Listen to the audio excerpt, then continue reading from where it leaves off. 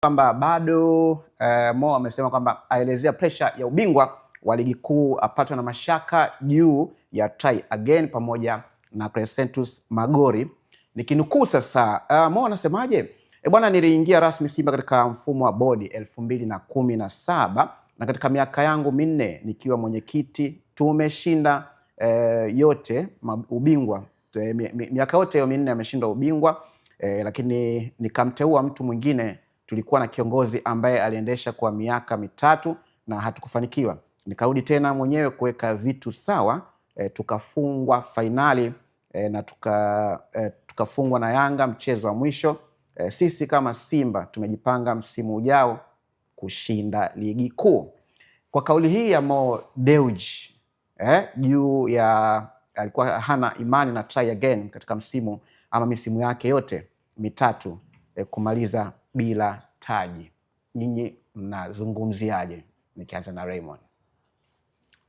Well, unajua klabu ya Simba inanifurahisha sana kwa sababu siamini kwamba klabu ya Simba haijui tatizo ni nini katika klabu yao. Naamini wale ni watu wazima ambao wana upeo mkubwa sana na wanajua kitu ambacho kinaikwamisha klabu ya Simba kuweza kurudi kwenye levels ambazo ishaikuweka hapo awali, kama alivyoweza kutanabaisha hapo Mo Dewji kwamba kulikuwa kuna glory days hapo awali. Sasa nini ambacho kimekwamisha hizo glory days na kimefanya wapinzani wao waendelee kufanya vizuri? Nafikiri hicho ndio kitu kikubwa ambacho kinatakiwa kujadiliwa, lakini pia baada ya kuact kama walijui tatizo, ni kama kila mtu ana act ili kujisafisha yeye, baada ya kuisafisha taasisi ili warudi kwenye zile njia ambazo walikopo nazo hapo awali. Kwa asilimia kubwa ni kama kila mtu anataka sympathy kutoka kwa mashabiki, ama kila mtu anaonyesha kwamba mimi nishawahi kuwa bora kwa wakati fulani, kwa hiyo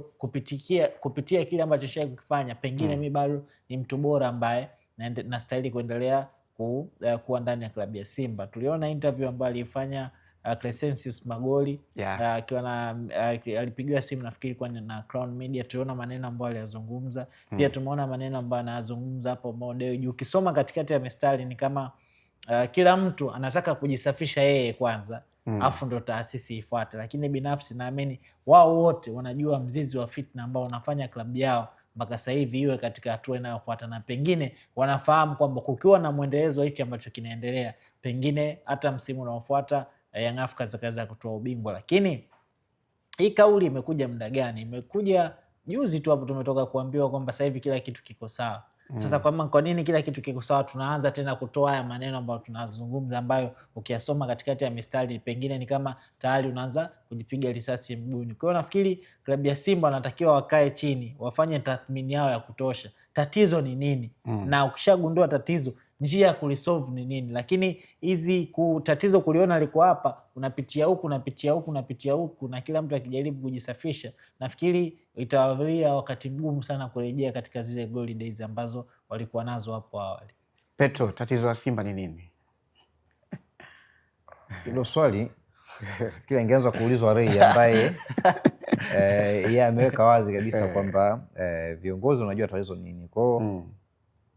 Kwa mtazamo wako, kwa mtazamo wako wewe, kwa jicho lako la kiufundi, mimi naweza kupata kwanza mtazamo. Mimi naweza kupata kwanza mtazamo wako kwa sababu wewe umesema kwamba kuna tatizo lakini ni kama wanaingia huku na kutokea huku. Sawa. Ray.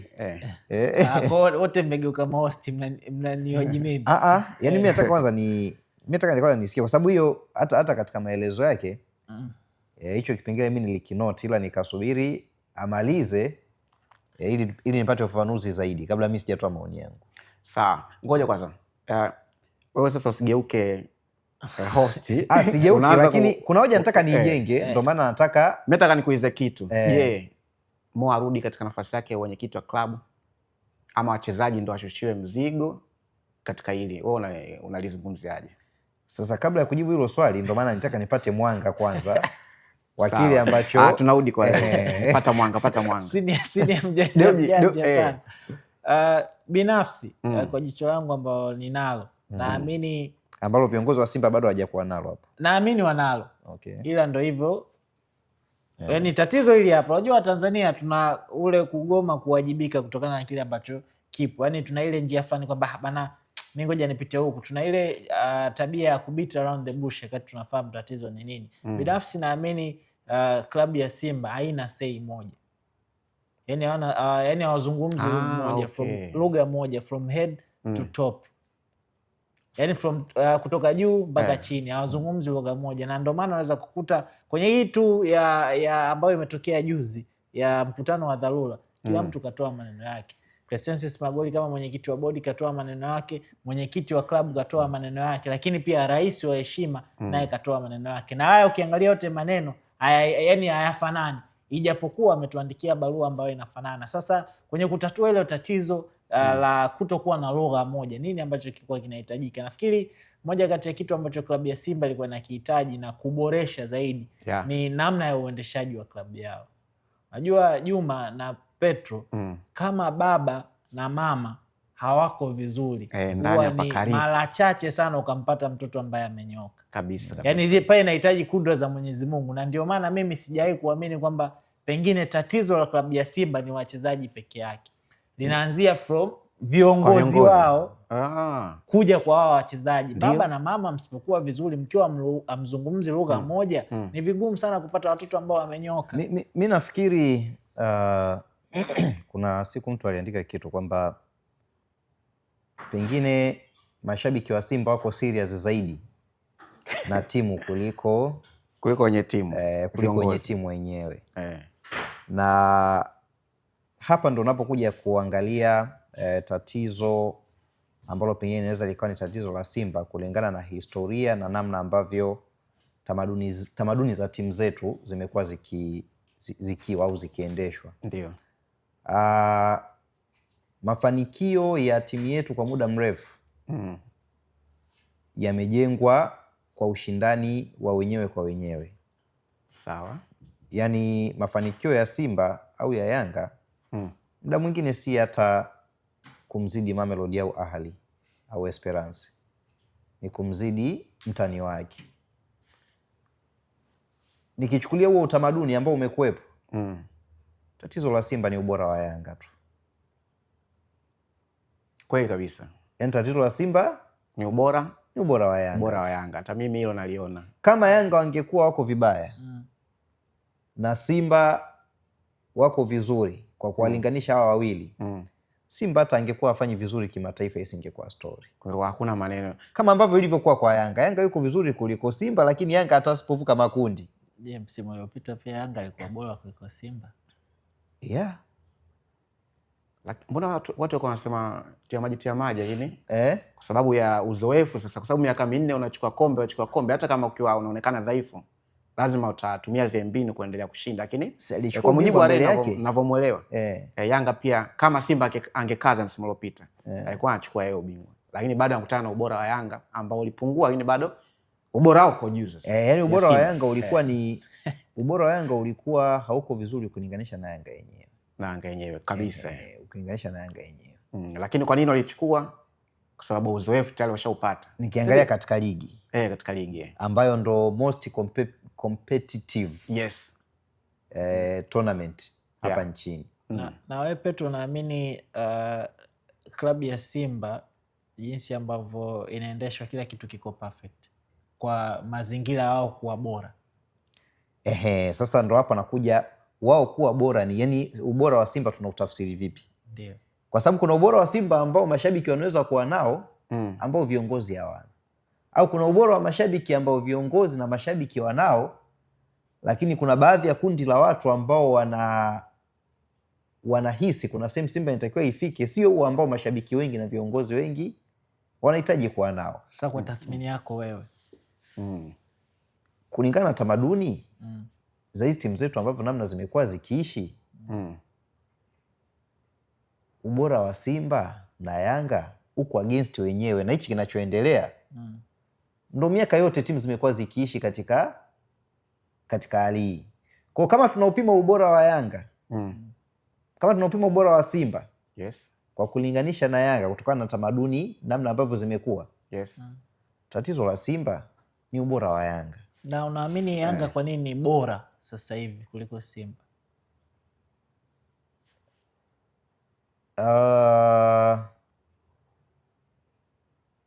Nyakati.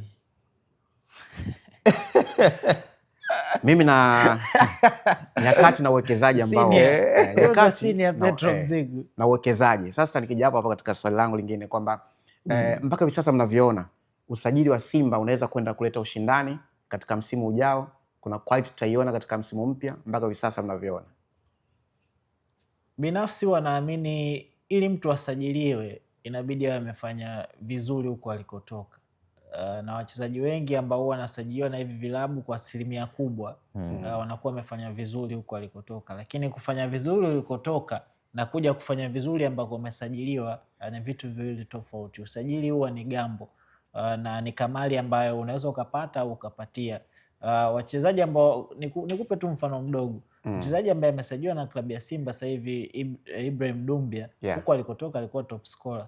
Lakini umeona tu mechi zake zile za kwanza watu kwa namna fani walianza kumkataa kwamba bwana mshambuliaji gani, lakini sasa hivi ameanza kufunga taratibu, unaanza kuona ni kama ameanza kupick side. Lakini wapo wachezaji ambao washai kufanya vizuri sana huko walikotoka, lakini walivyokuja hapa nchini Tanzania walikuwa ni watu wa kawaida sana. Lakini wapo ambao walifanya vitu vya kawaida huko walikotoka, wakaja hapa Tanzania wakaja kuwa watu bora sana. Kwa nafikiri kujaji usajili wa klabu ya Simba hivi sasa ni pale ambapo tutaona je, wameclick au hawajaclick. Lakini binafsi naamini wamesajiliwa kwa sababu huko walikotoka walikuwa ni wachezaji wazuri, na ndio maana Simba ikaona kusema okay, sisi tunaona huyu mchezaji anaweza akatufaa kutusogeza katika hatua inayofuata. Misimu miwili mfululizo sasa hivi tumekosa ubingwa ligi kuu kwa vitu vidogo vidogo. Kwa wamefanya assessment yao, wameona wao ni watu sahihi kwa ajili ya kuwasogeza pale juu, lakini sasa huo usajili kuclick ni jambo jingine. Kwa nafikiri tujipe muda ili kujua kama utakuwa ni usajili bora ama ni utakuwa ni usajili ambao pia watatakiwa kufanya bora zaidi kama ambao walifanya kwenye dirisha dogo ambapo Steve Barker aliingia. Mimi nahisi bado kivipi? Yaani sidhani kama nitakuwa na haja ya kusubiri mpaka ligi ili nijue kwamba usajili wa Simba ni mzuri au la. Sidhani kama nina haja hiyo. Endapo Simba itafanya vizuri kwa namna yoyote ile, sio kwa sababu wamesajili vizuri, ila itakuwa ni kwa sababu Steve Barker yani kavuja machozi, jasho na damu. Yani Simba ikifanya vizuri basi jua Steve Barker amefuka moshi. Yani kaungua mpaka moshi umefuka. Simba itafanya vizuri. Unaamini wachezaji ambao wamewachukua katika dirisha hili? Kwa sababu Simba bado ina gaps. Simba bado kiungo wa chini matured, experienced zaidi ambaye anaweza akaipa team comfortability zaidi. Bado. Tulia na mpira. Jabar anatumika, Jabar ni anatumika kama namba 8. Yani kama ambavyo walikuwa wanacheza Yusuf Kagoma na Kante, Jabar anatumika zaidi kwenye nafasi ya Kante kama box to box. Lakini yule mtu ambaye anabaki chini, unataka ile shink sita kabisa. Pale ndo bado nahisi Kagoma ka improve kwa namna moja au nyingine. Lakini nafikiri pengine ilihitajika nguvu kubwa zaidi ya ziada. Hilo si jicho lako wewe. Hilo jicho. Lakini pia wana gaps kwenye fullbacks, kwenye fullbacks zote mbili. Naona kuna gaps kushoto na kulia.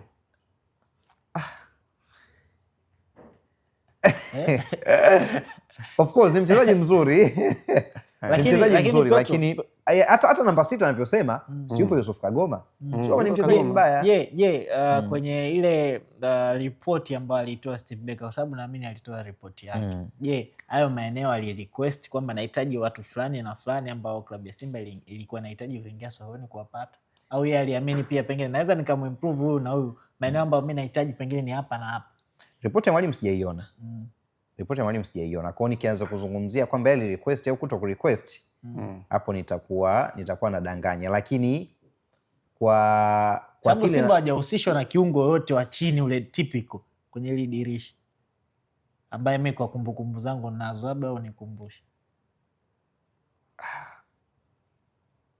Hata fullback hawajahusishwa naye. Chilambo. Hujasikia fullback wa kushoto au wa kulia, achana na yule ambaye sasa anakuja kuwa backup. Kwa sababu Chilambo anapokuja Simba of course kwa hao ambao waliopo tukiangalia in terms of experience, of course hata quality, unaona kabisa Chilambo yeye ndo anakuja kufanya kazi ya ziada ya kucompete kuchukua nafasi. Umeona? Kwa hiyo nikizungumzia kwenye hayo maeneo, hata eneo la goalkeeping ni moja kati ya maeneo ambayo mashabiki wa Simba ukiwauliza ni moja kati ya maeneo ambayo hawako comfortable nayo kabisa. Na timu haina mpango wa kumsajili kipa mwingine kwenye hilo eneo. Kwa hiyo mimi kwa upande wa usajili nikiangalia maeneo yao ya nyuma, lakini bado Simba ilikuwa inahitaji energetic namba 10, bado hawajampata, na ni moja kati ya maeneo ambayo nilisikia mwalimu amerequest kuwa nayo. Sidhani Simba ikifanya vizuri ni beka mwenyewe anakuwa amefuka moshi. Hili la kuzungumzia Pestao inawezekana ikafanyika? Ngumu. Anahitajika kwa mtazamo wenu, anahitajika kuja Simba Pestao? Mimi binafsi hahitajiki. Dumbia anatosha? Hasa kwa sababu ni nafasi tofauti. Kwa sababu ni nafasi tofauti, lakini binafsi sioni. Mnavyoamini nani anaweza kashushiwa nani zigo la lawama baadaye, kocha au viongozi? Huu usajili ukifeli ubingwa huu hapa huu, watu watarudi kwa viongozi ama Steve Becker? Baba za Mangungu ashamaliza leo. Kwani Mangungu kwani si ndo jukumu lake hilo? Yaani hichi ndo kitengo chake. Timu ikifungwa Mangungu ndo anapata. Ushaona kwamba kila mtu ana kitengo chake. Yaani wakati wa neema timu ikifanya vizuri ni kitengo cha Mo. Anatokea jamani, nilifanya hichi na hichi na hichi na hichi. Ila jambo baya ikitokea tu cha timu ikifanya vibaya yeye Mo akufanya chochote, anaibuka Murtaza. Wasema mtoto wa kambo. Watu wakuchukia wakwambia una damu ya kunguni. Yaani mchezaji huyo akifunga ni wa Mo, lakini mchezaji huyo akiharibu ni wa mwenyekiti. Bwana, tunakwenda break fupi, kisha tutarejea hapa kwenda kutazama mambo mengine yanayoendelea katika dirisha la usajili. Usikose burudani kibao. Pakua PMTV Extra kupitia Play Store au tembelea tovuti yetu pmtvextra.co.tz. PMTV Extra, tuko kiburudani zaidi.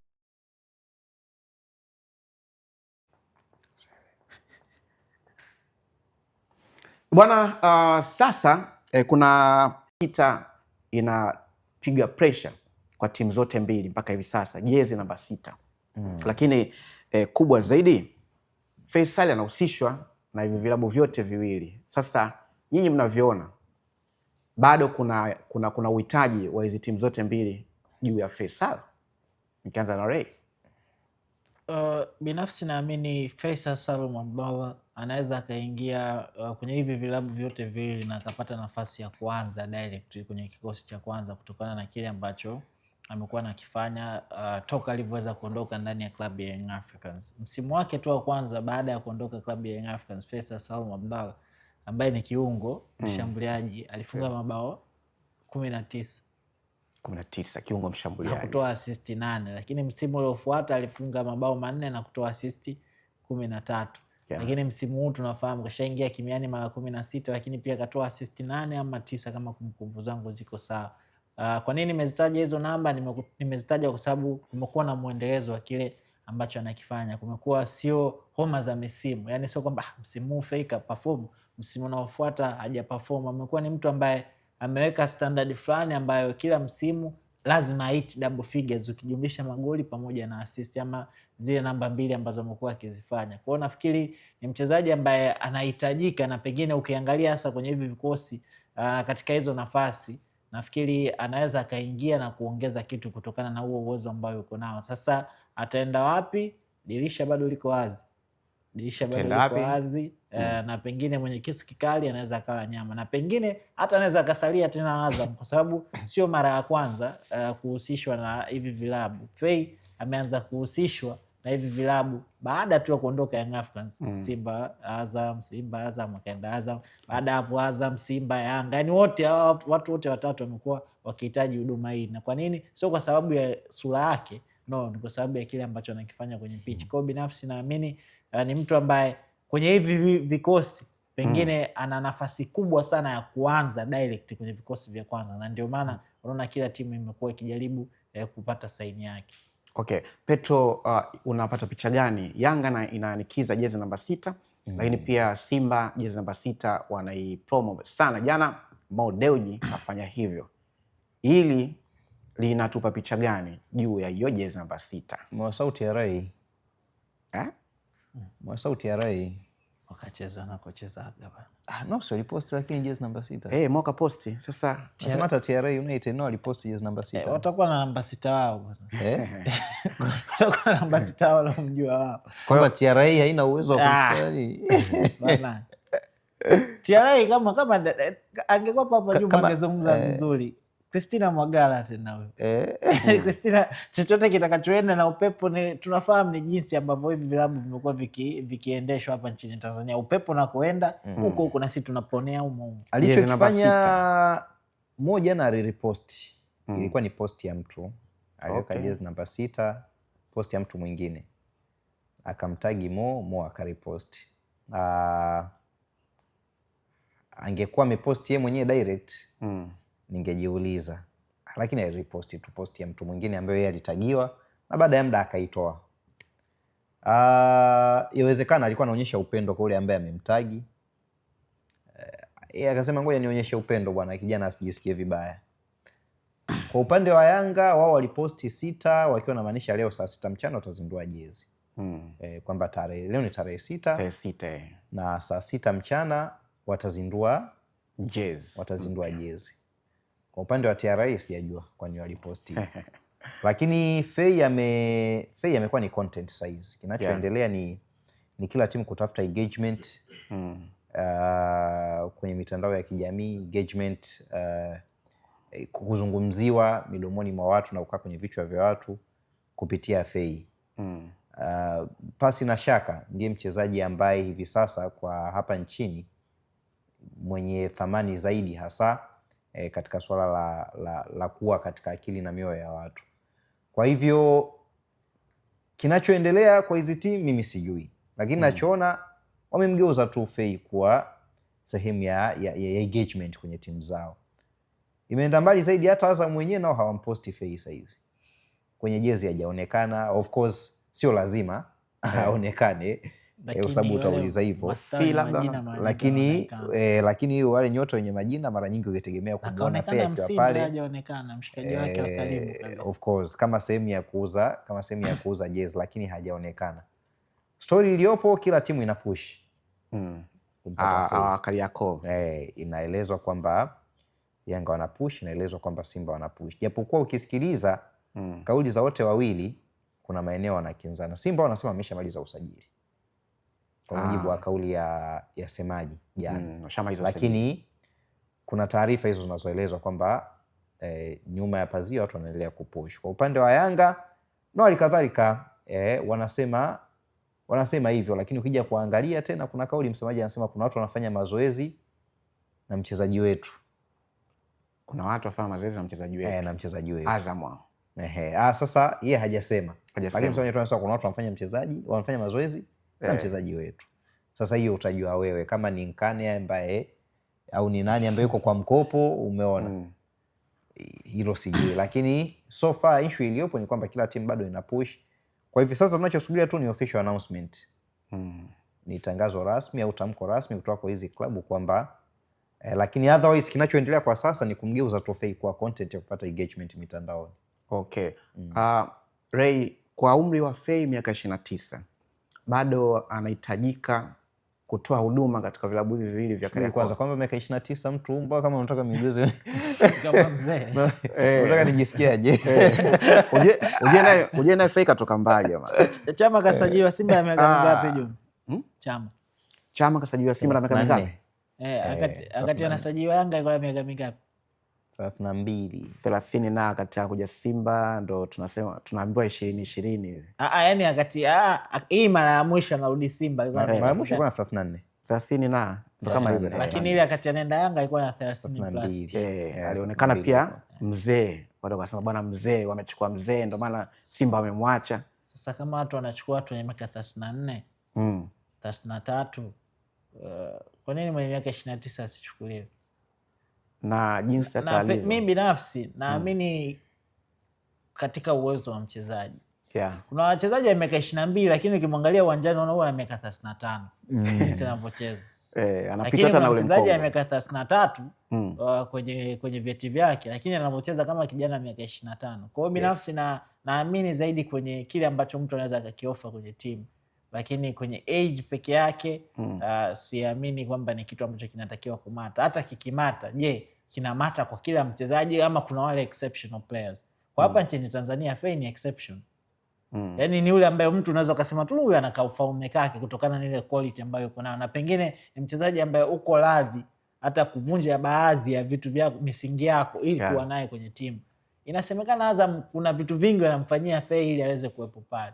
Wameenda extra beyond kwa sababu ya kile ambacho nakitoa kwenye pitch. Kwa hiyo ni mchezaji ambaye kwangu 29 bado naamini anaweza kufanya kitu, na uzuri ni kwamba grafu yake imekuwa ni grafu ambayo inaendelea kupanda in terms of performance pale ambapo amekuwa akiwa kwenye pitch kwa misimu 3 mfululizo. Kwa hiyo kunipa msimu wa 4 kwangu na asilimia kubwa zaidi kuliko kwenda kufanya kutafuta mchezaji ambaye pengine asijai kumuona kwenye ligi kuu ya Tanzania bara. Huyu ni ambaye nimemuona kila siku, ni ameshazoea tamaduni, amekuwa akifanya kitu kwa ubora mkubwa. Kwa nafikiri Eddie kwangu itakuja baadaye sana kama mchezaji ana quality ya kutosha. Anaweza kavunja rekodi ya usajili kwa hapa Bongo kama itatokea hivyo. Bi fulani hivi tukazitarajia ambazo si tumezoea sisi kuchukua wachezaji wa hapa ambao wakisajiliwa kule ukanda wa Arabuni tunaambiwa bilioni 3, 2. Inaweza katokea hivyo kwa Fei. Bahati mbaya rekodi zetu za usajili waga haziwekwi wazi sana, hasa kwenye swala la fie nyingi.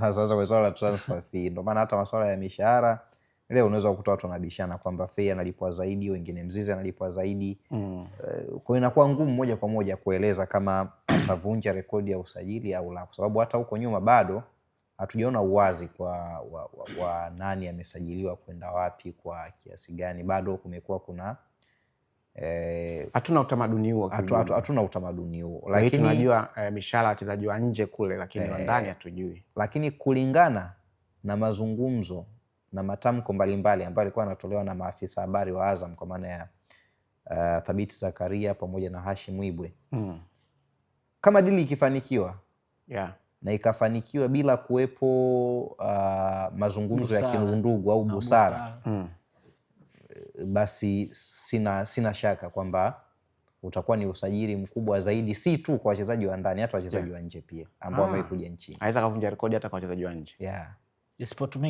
Isipotumika busara na kama yale mazungumzo isipotumika busara na kama yale mazungumzo yaliyokuwa yanafanywa na wale maafisa habari yatakuwa yako vile vile kama yalivyokuwa, basi itakuwa hivyo.